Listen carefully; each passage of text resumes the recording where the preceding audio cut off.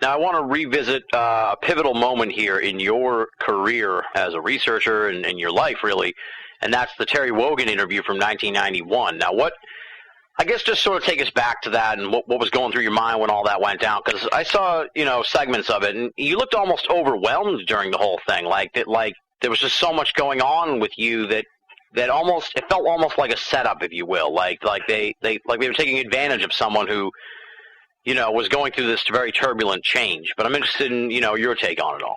Yeah, you make some good points actually there. Yes, a lot of that was exactly what was happening. But again, if you look at it from another point of view, it takes on another meaning.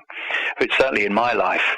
What happened in the lead up to that, and it's important to explain the lead up to it. I went to that psychic I mentioned earlier, who told me that I was going to go out on a world stage and reveal great secrets, which at the time, although one level of me thought, yes, this feels right to me, another level of me that's lived in this world, for decades and stuff like that, I was in the 30s at the time, I think, was going, I'm going to do what?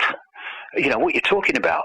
Anyway, after that, I started to go through a series of incredible synchronistic experiences during the year of 1990, after I saw this psychic in March 1990. And it was like, and this has gone on to this day, it was like some unseen force has been handing me pieces in a jigsaw puzzle, virtually in the order I need to have them to most easily understand them. And one of the things that I was told through psychic in that period was no need for arduous searching. It was all you need is to follow the clues. It was all arranged a long time ago. And that's the experience, I have to say, over these 20 years that I've had. And so during that year, I got more and more kind of a grasp on what was happening to me. And I wrote a book called Truth Vibrations, which I finished by the end of 1990, and it went off to the printers. Now, towards the end of 1990, I then had this constant theme in my life and this urging to go to Peru. And I'd be walking down the street, and I'd see an advert for Peru and all the rest of it. And it was just... and by this time, I was starting to understand, having been at it for a year, that this synchronicity of coincidence was actually what I call the language of life. It's life talking to you in the language of synchronicity and coincidence and symbols, etc. So even though I had very little money at the time because I left the BBC and not earned any money for basically best part of a year, I jumped on a plane to Peru. But anyway, long story short, loads and loads of amazing things happened to me. And I ended up in a place called Siyustani, not far from, about an hour's drive from a place called Puno in Peru. And I'd stayed at a hotel in Puno, which was called the Siyustani, and had pictures of this place. It's an Inca ruins site. And so I hired this tourist bus with this tourist guide and stuff that was with me, and we went off. And I went there, and it was a very nice place and beautiful. And I spent about an hour there among the ruins, and it was nice. But when I went back to the bus, I thought, well, what I've just experienced does not match the urging I had to be here. So I was very disappointed. And I got in this bus with little windows on the side, a little mini bus, as we call them in Britain. And we go off back to Puno, but about no more than 3 minutes down the road from Siyustani, in this completely uninhabited area virtually, I looked across to my right and I saw this mound. This is February 1991. And I looked at the mound, and all I could hear in my head when I looked at the mound was, come to me, come to me, come to me. And I thought, crikey, that mound's talking to me.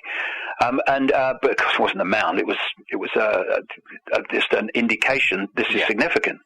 So I said to the guy, can you stop the bus? I'm going up that mound. I'll only be a minute. Well, I thought I'd be only a minute, but I was over an hour because of what happened.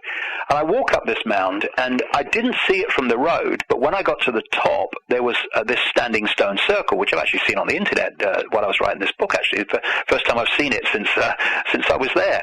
And I walked into the middle of it, and I'm looking back to Siyustani across the valley and the distant mountains. And then my feet start to burn. Now, I'd had this experience before in at the start of my experience in 1990.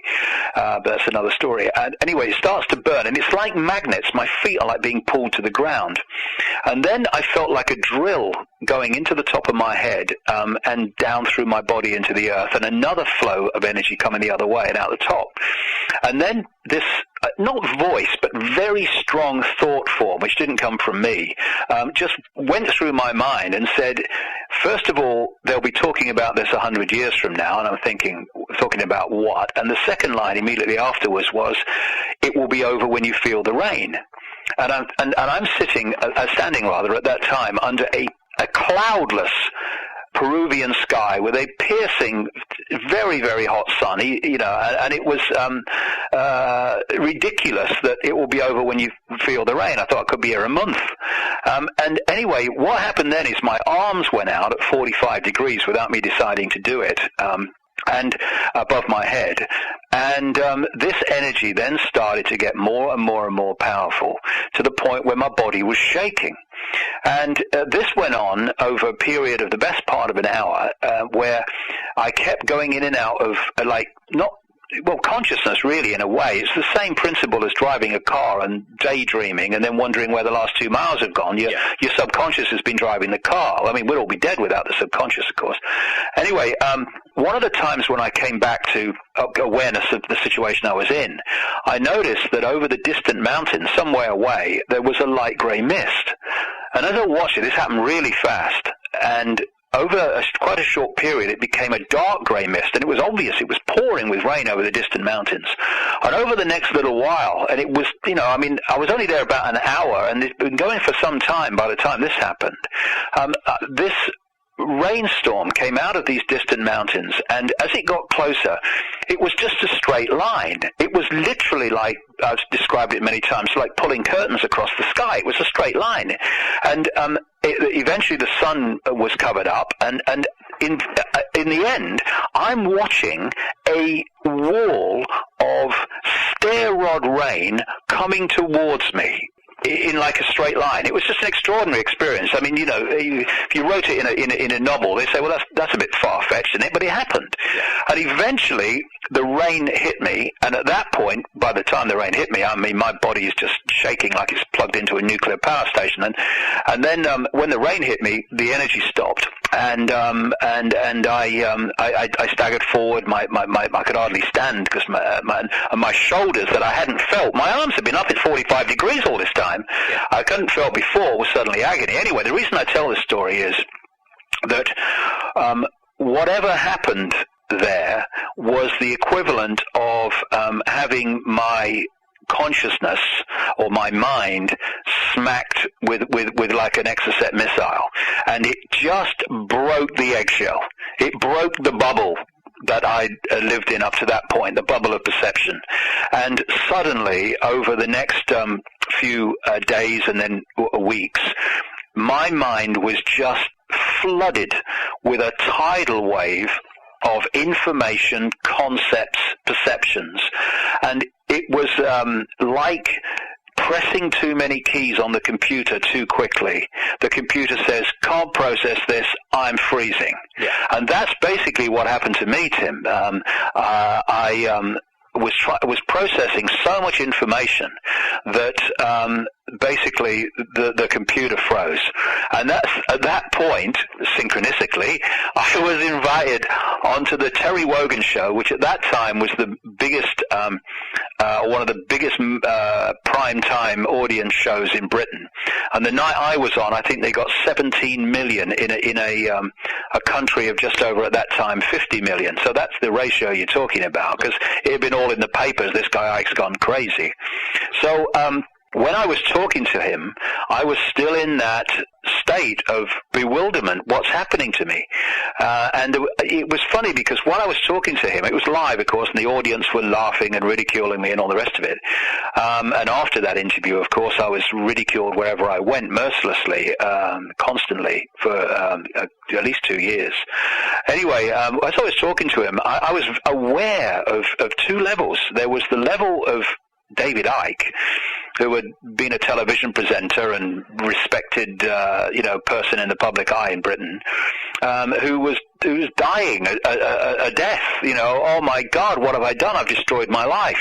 But there was another level of me which I was so aware of while I was doing the interview that was saying, it's going to be fine. It's leading somewhere. Don't worry about it. This is leading somewhere. It's going to be fine. And with the passage of what we call time, it has been. But again, about my journey, the things that happened to us, what happened to me as a result of that interview, like I say, is I went through the most amazing levels of ridicule. I mean, there can be few people in this country, possibly anywhere, who've been through such a concentrated, massive, unmerciless period of mass ridicule. I mean, I couldn't walk down the street. Going into a pub or a bar, forget it. There was uproar, and it was just an incredible experience. I would stop at my car at the traffic lights, and the people in the cars around me would be laughing at me. It was just, you just couldn't get away from it. When you go through that level of ridicule, then one of two things happen. Either you go crazy, or you go away and hide, and it's over. Or you break through something. You break through that fear of what other people think of you, and how other people perceive you. And I wrote a book just after that called I Am Me, I Am Free, which was basically inspired by the fact that I went through this process of letting the mass ridicule serve me in a way. I didn't realize I was doing it at the time, but with hindsight I can see it, to release me from the prison that most people live in, which is the fear of what other people think.